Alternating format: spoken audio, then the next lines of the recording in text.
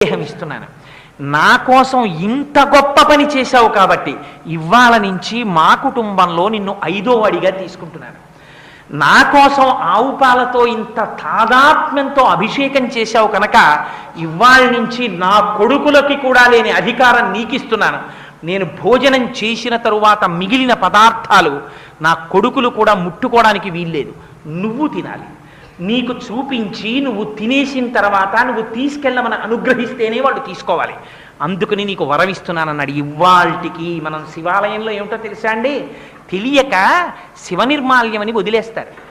చండుడికి చూపించి తెచ్చుకోవాలి. అక్కడికి వెళ్ళి ఇలా కొడుతుంటారు ఆయనకి చెవుడని. ఆయనకి చెవుడు కాదు, ఆయన ఎప్పుడు ధ్యానం చేస్తూ ఉంటాడు. ఆ శివాలయంలోకి వెళ్ళి ఆయన చెవుడు అని మీరంటే లేనిపోని పాపం మూట కట్టుకున్నట్టు. చిటికెల చండీశ్వరుడని పేరు ఆయనకి. ఆయన ఎప్పుడు భావ సమాధిలో ఉంటాడు. అందుకని మీరు వెళ్ళి